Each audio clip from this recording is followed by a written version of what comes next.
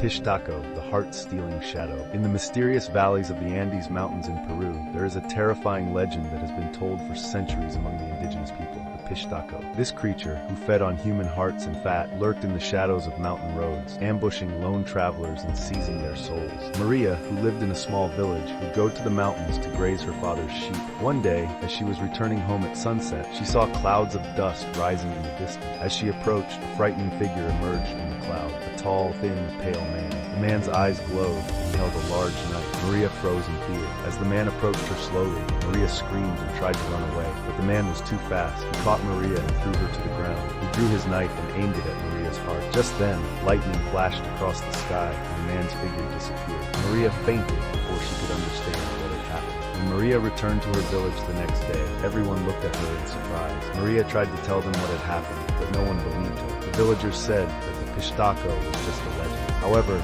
Maria could never forget what she had seen that night. Over the years, the Pishtaco legend was told in different ways in different parts of Peru. According to some, the Pishtaco was a white-skinned Spaniard. According to others, he was an evil spirit inhabiting the body of a native shaman. But the common point was that the Pishtaco was a terrifying creature who harmed humans.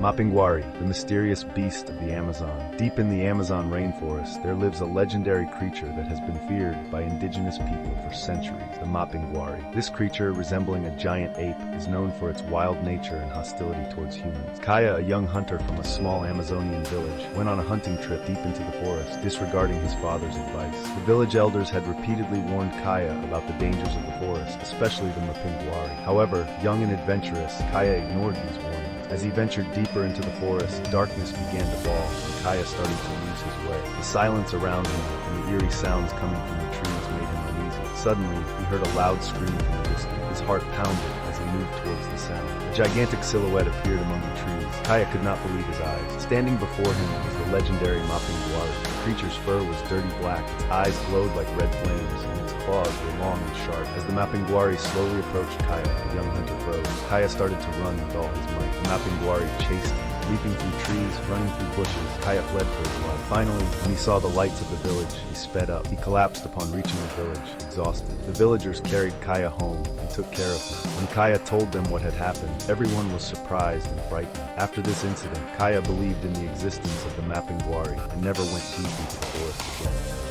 El Sombrerón, the mysterious hatted man of the night. In the rural areas of Colombia, especially near rivers, there is a terrifying legend that has been told for centuries. El Sombrerón, this mysterious figure who is tall, wears a black hat, and appears at night, is famous for luring drunk people and drowning them in rivers. Juan, who lived in a small village, went to a bar outside the village with his friends one day. After drinking until late at night, he decided to go home drunk. While walking along a dark and lonely road, he saw a figure in the distance. A tall man wearing a black hat and holding a long stick. Juan didn't understand at first who it was. The man began to approach Juan slowly. Juan, under the influence of drunkenness, did not realize that the man was coming towards him. When the man came to Juan, he started to lead him towards the river by saying sweet words. Juan followed the man, captivated by his voice. When they reached the riverbank, the man suddenly pushed Juan. Juan fell into the water in shock. Although he tried to swim, the man continued to push him down into the water with his long stick. As Juan desperately screamed for help, he was slowly pulled into the depths of the river. The next morning, Juan's body was found in the river. The villagers were very sad about Juan's death and said that El Sombrerón had taken another life. After this incident, the villagers were careful not to go out late at night and not to go home alone after drinking. La Llorona, the Weeping Woman. Widely known throughout Latin America, particularly in Mexico, the legend of La Llorona tells a heartbreaking tale. According to the legend, La Llorona is the spirit of a woman who drowned her own child in a moment of despair and now wanders the earth forever, searching for her lost child. Burdened by her terrible deed, she is doomed to eternal sorrow and is said to harm anyone who crosses her path. In a small Mexican village, Maria was troubled by the nightly wails she heard. The mournful cries, especially those that echoed from the riverbank, terrified the entire village. The village elders claimed these sounds belonged to La Llorona. Legend had it that she emerged at night, searching for her child's spirit, and would weep and wail until she found someone to harm, often snatching away children and drowning them in the river. Maria initially dismissed these tales as mere folklore. However, one night, driven by curiosity, she ventured to the riverbank. In the darkness, she saw a figure in the distance, a woman dressed in white, her long black hair flowing in the wind. The woman's cries sent chills down Maria's spine. As the figure moved towards the river, Maria fled in terror. The next day, news spread throughout the village of a missing child. The villagers immediately blamed La Llorona. The village men searched the river for the child, but despite their efforts, the child was never found.